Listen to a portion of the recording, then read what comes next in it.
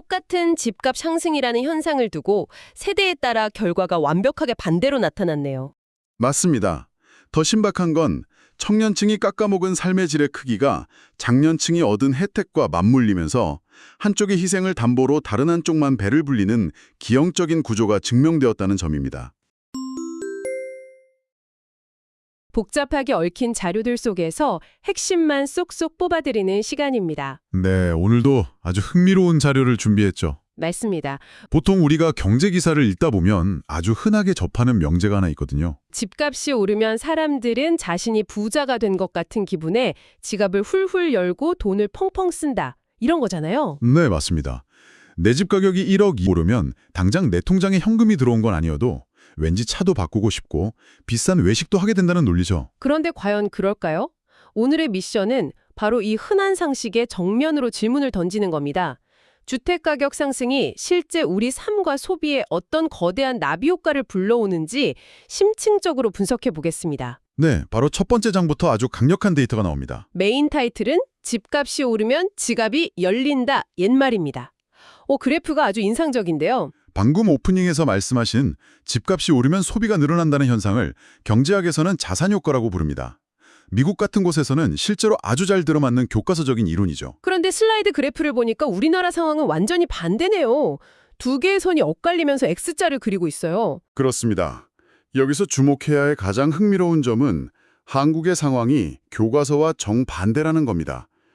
집값은 우상향하는데 소비 성향은 우하향하고 있죠. 자산 가치는 늘어나는데 정작 사람들은 밥값을 줄이고 옷을 안 산다는 이 역설적인 상황이네요. 네, 도대체 왜 이런 일이 벌어지는지 그 비밀을 푸는 것이 오늘의 핵심입니다. 자산이 늘어나는데 밥값을 줄인다니? 진짜 이상하잖아요. 그럼 도대체 누가 그렇게 지갑을 꽉 닫고 있는 걸까요? 그 범인을 찾기 위해 다음 데이터를 봐야 합니다. 타이틀은 지갑을 닫아버린 40대 미만 청년들입니다. 미끄럼틀을 타고 아래로 쭉 떨어지는 파란색 캐릭터가 보이는데요. 데이터를 깊게 분석해본 결과 소비 성향 하락이 가장 뚜렷하게 나타나는 세대가 바로 40대 미만의 청년층이었습니다. 아, 40대 미만이요? 네. 그리고 여기서 청취자 여러분이 놓치지 말아야 할 아주 중요한 팩트가 있습니다. 그 청년층 중에서도 집이 없는 무주택 청년들의 소비가 가장 극심하게 위축되었다는 사실입니다. 무주택 청년들이요. 주변만 봐도 정말 그렇거든요. 점심값 아끼겠다고 편의점에서 도시락 싸 먹고 커피도 탕비실 믹스커피만 마시면서 악착같이 돈 모으잖아요. 맞습니다. 그렇게 소비를 극단적으로 줄일 수밖에 없는 이유가 바로 다음 장에 나옵니다. 이어서 3페이지입니다. 메인 타이틀, 멀어지는 내 집 마련의 꿈, 투자 효과입니다. 저는 이 슬라이드 그림 보면서 숨이 턱 막히더라고요. 땀을 뻘뻘 흘리며 저금통에 돈을 넣고 있는데 집은 닿을 수 없는 절벽 위에 있죠. 네, 마치 결승선이 계속 뒤로 도망가는 달리기 경주 같아요. 뛰어도 뛰어도 끝이 없는 느낌이랄까요? 경제학적 용어로 이를 투자 효과의 부작용이라고 설명할 수 있습니다. 투자 효과요? 그게 정확히 어떤 의미인가요? 쉽게 말해서 집값이 폭등하면 내가 집을 사기 위해 모아야 하는 초기 자본금, 즉 계약금의 절대적인 규모 자체가 커져버리는 현상입니다. 아, 예전에는 한 1억만 모아도 대출 껴서 살 수 있었다면 이제는 2억이나 3억을 모아라 된다는 거군요. 정확합니다. 목표 금액이 훌쩍 뛰어버리니까 청년들은 언젠가 그 주거 사다리를 타기 위해서 당장의 소비를 극도로 줄일 수밖에 없는 겁니다. 미래의 집 한 채를 위해 오늘의 따뜻한 밥 한 끼를 포기하는 셈이죠. 뼈골 빠지게 모아도 집값이 도망가는 속도를 월급이 도저히 따라잡기 못하는 거네요. 그래서 결국 허리띠만 계속 졸라매게 되는 무서운 구조입니다. 그렇다면 여기서 질문 하나 드릴게요. 이렇게 무주택자들만 고통받는 걸까요? 무리해서라도 막차를 타고 집을 산 사람들은 좀 상황이 나아졌을지 궁금하거든요. 그 해답을 찾기 위해 바로 4페이지를 보시죠. 타이틀은 영끌의 대가, 소비 여력 감소, 절약 효과입니다. 이른바 영끌족의 현실이군요. 그림을 보시면 집이라는 무거운 짐을 지고 쇠사슬에 묶여 땀을 흘리고 있죠.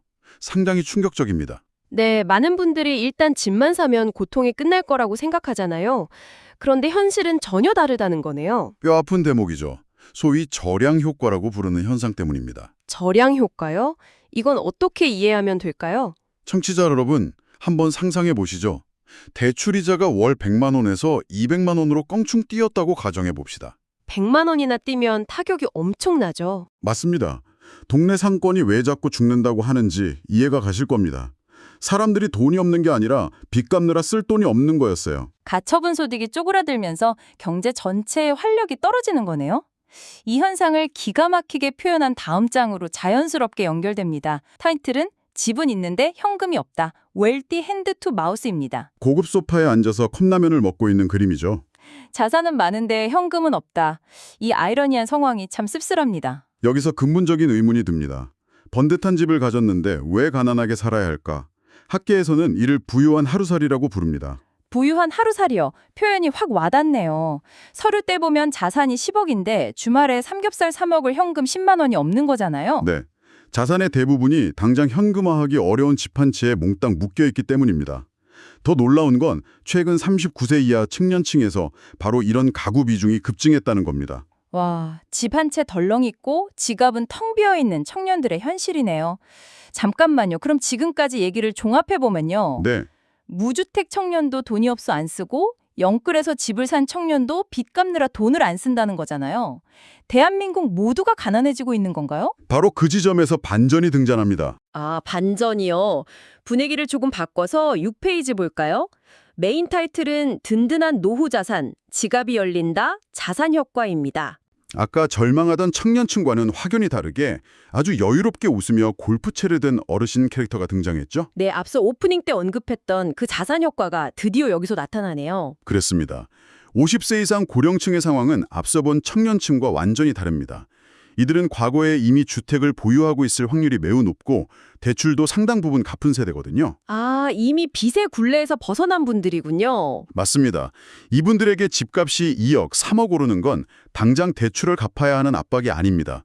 내 노후는 끄떡 없겠구나 하는 심리적 안정감으로 작용하죠. 통장에 당장 현금이 안 꽂혀도 그 여유로움 덕분에 기분 좋게 지갑을 열고 소비를 늘리게 된다는 거네요. 전형적인 자산 효과의 긍정적인 측면이 고령층에서만 나타나고 있는 겁니다. 여기서 제가 악마의 대변인 역할을 좀 해보겠습니다. 네, 해보시죠. 어르신들이라도 기분 좋아서 지갑을 열고 돈을 펑펑 써주면 결국 그 돈이 시장에 풀리니까 국가 경제 전체로 보면 긍정적인 거 아닌가요? 식당 매출도 오르고요. 왜 이게 문제가 되는 거죠? 아주 예리한 질문입니다. 총량으로만 보면 소비가 늘어나는 게 좋아 보일 수 있죠.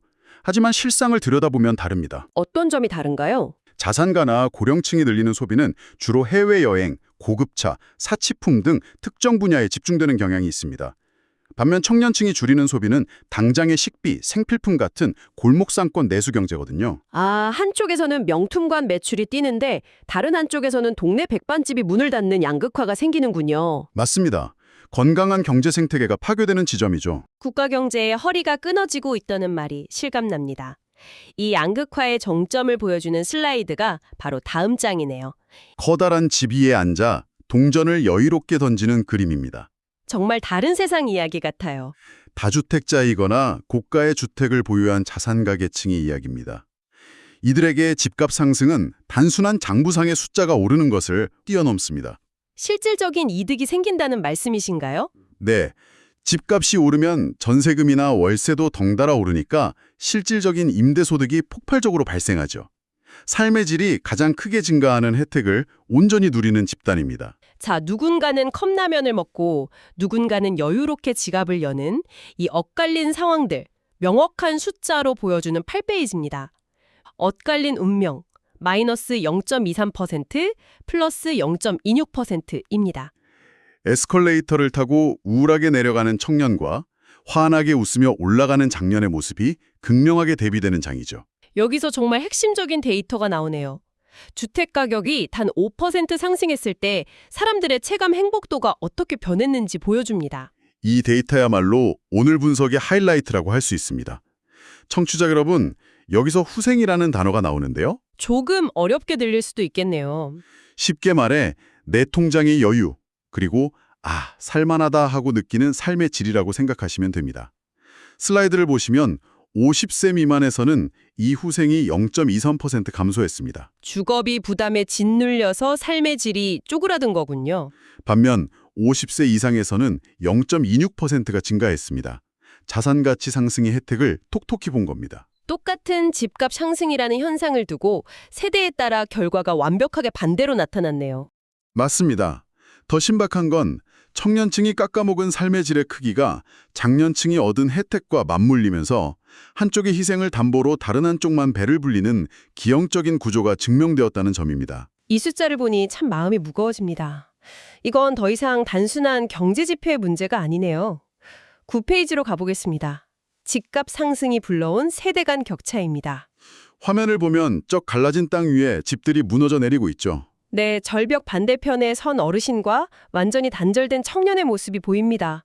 사회적인 파장까지 짚어주고 있군요. 경제학이 결국 사람 사는 이야기라는 걸 여실히 보여줍니다. 숫자의 문제를 넘어 심리적 절망과 구조 붕괴로 확장되는 지점이죠. 자산 계층 간 세대 간 불평등이 정말 걷잡을 수 없이 심화되고 있어요. 청년층에 느끼는 극심한 상대적 박탈감을 생각해 보십시오. 나는 매일 야근하며 뼈 빠지게 월급을 모아도 집을 살 수 없는데 누군가는 이미 집이 있다는 이유만으로 내 평생의 월급보다 많은 부를 축적합니다. 이른바 벼락거지라는 말이 유행했던 것도 딱 그 맥락이잖아요. 가만히 있었는데 나 빼고 다 부자가 된 것 같은 공포. 이건 사회적 연대감을 뿌리채 무너뜨리는 것 같아요. 맞습니다. 노력하면 잘 살 수 있다는 근로의욕 자체가 꺾여버리기 때문에 국가의 미래 동력이 상실되는 겁니다. 그래서 이 모든 절망이 우리 사회에 어떤 나비 효과를 가져올까요? 10페이지, 결혼과 출산, 주저하게 되는 이유입니다. 무거운 가격표가 덕지덕지 붙은 유모차 그림이 많은 것을 시사하네요. 지금 대한민국 최고의 위기인 만혼과 저출산 문제로 바로 직결됩니다. 우리가 흔히 뉴스 보면 요즘 청년들은 이기적이다, 가치관이 변했다며 개인 탓으로 돌리잖아요. 하지만 오늘 슬라이드는 아주 냉정한 경제적 원인을 지목하고 있습니다. 높은 주거비 부담이야말로 저출산의 가장 핵심적인 원인입니다. 30년짜리 주택담보대출을 받으면 그 무거운 빚의 무게가 어깨를 짓누르니까요. 그 상황에서 아이를 낳고 키울 결심을 한다는 건 거의 기적에 가까운 일이죠. 정확합니다. 영끌에서 집을 마련했더라도 매달 이자 갚느라 분유 살 돈이 턱없이 부족한 상황에서 아이를 낳으라고 한 건 공허한 메아리일 뿐입니다. 30년 모계지의 압박감이 젊은 부부의 인생 설계 자체를 마비시키는군요. 집값 폭등이 인구 소멸로 등을 떠미는 악순환의 고리였어요. 네, 거시적인 관점에서 아주 치명적인 결과를 낳고 있습니다. 어느덧 마지막 결론 슬라이드입니다. 11페이지, 주거 안정, 우리 모두의 숙제입니다. 청취자 여러분도 참 가슴이 답답하셨을 텐데 우리는 어떻게 이 매듭을 풀어야 할까요? 슬라이드가 제시하는 해결책의 방향성은 명확합니다.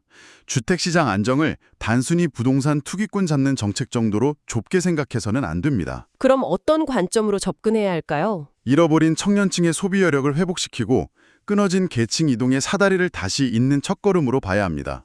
청년들이 안심하고 돈을 쓰고 그 돈이 골목상권으로 흘러가야 나라 전체가 활력을 찾습니다. 세대 간 균형 있는 발전을 위해 주거 안정에 국가적 역량을 총동원해야 한다는 말씀이시군요. 오늘 11장의 내용을 짧게 요약해 보겠습니다.